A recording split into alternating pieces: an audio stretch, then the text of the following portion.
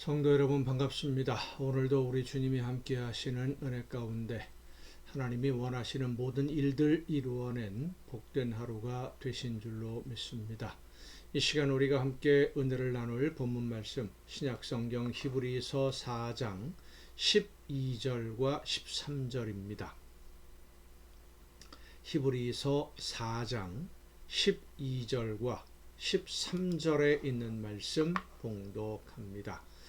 하나님의 말씀은 살아있고 활력이 있어 좌우의 날선 어떤 검보다도 예리하여 혼과 영과 및 관절과 골수를 찔러 쪼개기까지 하며 또 마음의 생각과 뜻을 판단하나니 지으신 것이 하나도 그 앞에 나타나지 않음이 없고 우리의 결산을 받으실 이의 눈앞에 만물이 벌거벗은 것 같이 드러나느니라.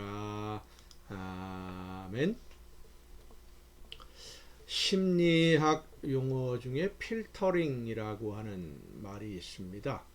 걸러서 듣는다 라고 하는 이야기인데, 내가 어떤 생각을 굳혀놓고 내 생각과 일치가 되는 말만 골라서 듣는 것, 그게 바로 필터링입니다.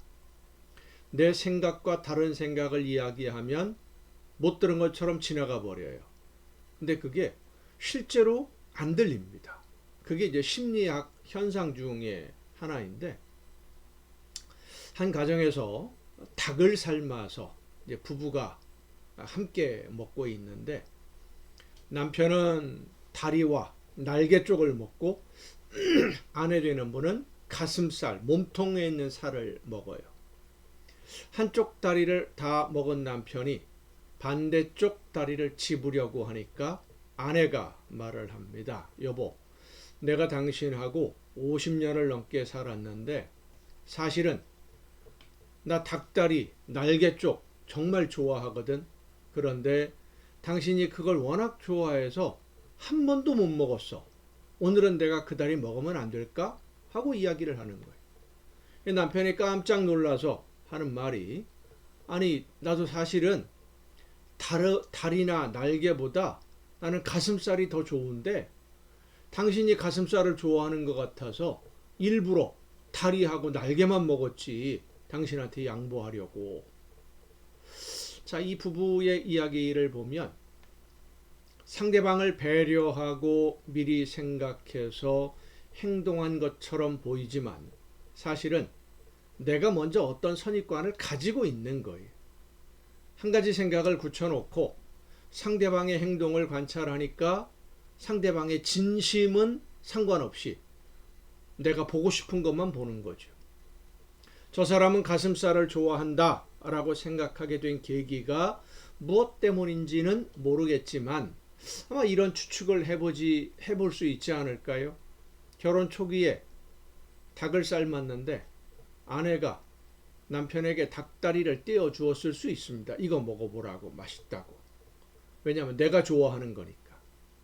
보통 다리에 붙은 살이 맛이 있고 나는 맛있게 먹는 부분이니까 대접한다고 생각하고 띄워 주었을 거예요.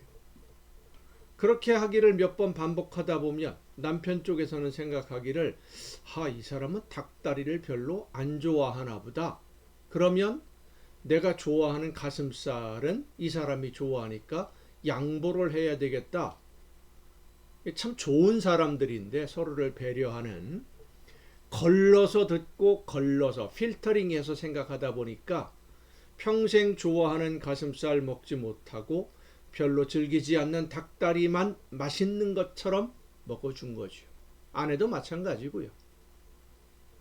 혼자 생각하고 혼자 계획을 세우고 혼자 결정한 다음에 상대방이 내 마음을 왜 이해 못하느냐 하고 원망한다면 그 말을 듣는 상대방은 황당한 것이지요. 그런데 이런 행동 습관이 우리의 신앙생활에서도 많이 나타납니다. 내가 이 정도 얘기했으면 알아들었겠지 하고 지레 짐작하는 분들도, 기대하는 분들도 많이 있고요. 알아들었는지 못 알아들었는지 그건 모르는 거지요. 구체적으로 이야기하지 않았고 상대방도 필터링해서 걸러서 들으니까. 물론 하나님은 우리의 마음을 다 아십니다. 우리가 무엇을 원하시는지도 아십니다. 하지만 우리는 하나님의 응답을 나 혼자 생각하고 나 혼자 기대하고 내가 이렇게 하면 하나님이 이렇게 해주시겠지 그렇게 기대하다가 내가 원하는 대로 해주지 않는다고 응답해 주시지 않는다고 불평할 때가 참 많아요. 하나님과의 관계에서 우리가 가장 먼저 생각해야 되는 것은 하나님의 말씀을 듣고 그 말씀에 우리가 순종해야 한다는 것입니다. 그리고 우리가 순종하는 그 과정에서 힘들고 어려울 때 그럼에도 불구하고 순종하면 하나님이 외면하지 않으시고 도우신다는 거예요. 어떤 방법으로 도우시고 어떻게 응답하실지는 우리는 몰라요. 하나님의 뜻이고 하나님의 계획이지 우리가 원하는 대로 해주시는 것이 아닙니다.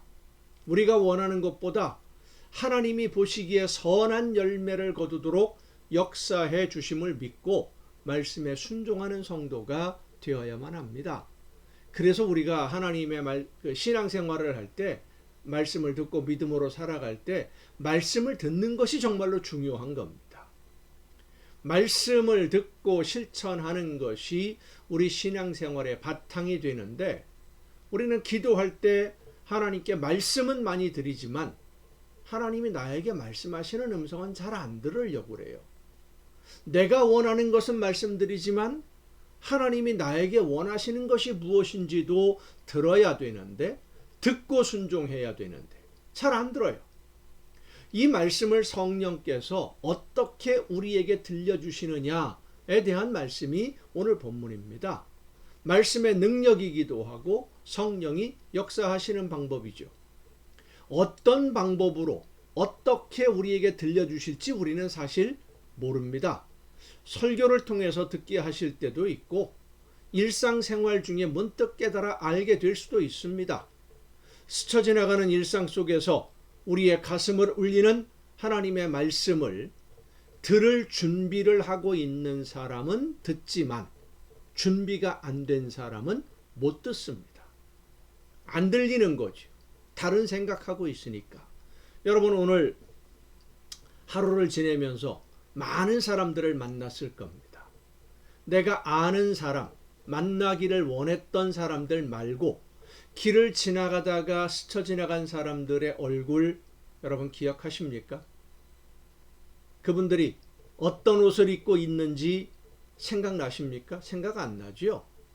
관심이 없이 스쳐 지나간 사람들의 얼굴이나 옷을 기억하지 못하는 것처럼 하나님의 말씀에 하나님의 뜻에 관심이 없으면 성령의 역사하심을 통해 말씀해 주셔도 듣지 않습니다. 듣지 못하는 거예요. 하나님이 말씀해 주시는데도 깨닫게 해주시는데도 가슴을 찔러 주시는데도 이거는 하나님의 말씀이 아닌 거야 라고 그냥 외면해 버리는 경우가 너무 많아요. 하지만 말씀을 듣고 싶어하는 성도들에게 말씀을 왜 듣습니까? 순종하기 위해서지요. 하나님이 원하시는 뜻을 깨닫고 그 뜻대로 순종하고 실천하기 위해서 말씀을 들으려고 하는 거거든요. 말씀을 듣고 싶어하는 성도들에게 하나님은 오늘도 성령의 역사하심으로 말씀하셔서 영과 혼과 심령과 골수를 찔러 쪼개는 그 말씀으로 우리에게 깨우쳐 주심을 믿으시기를 바랍니다. 말씀을 듣고 순종하면 하나님께 날마다 더 가까이 다가가는 하나님의 사랑받는 그리고 하나님을 사랑하는 세상 모든 사람들에게 하나님의 영광을 자랑하는 하나님의 자녀가 되어서 아름답게 성장해 나갈 수 있을 줄로 믿습니다. 기도하시겠습니다. 오늘도 크신 사랑과 은혜로 저희들을 인도하시는 아버지 하나님, 하나님이 원하시는 뜻이 무엇인지를 깨닫고 그 뜻을 따라 순종하기 위하여 말씀해 주시는 하나님의 말씀 앞에 귀를 기울여 듣고 그 말씀대로 깨우쳐 주시는 대로 실천하고 순종하는 우리 모두가 되게 하여 주시옵소서.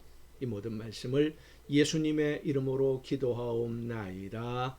아멘. 여러분 오늘도 수고 많으셨습니다. 내일 또 이 시간 가정예배 시간을 통해서 여러분 모두 함께 다 같이 만날 수 있기를 바랍니다. 내일 뵙겠습니다.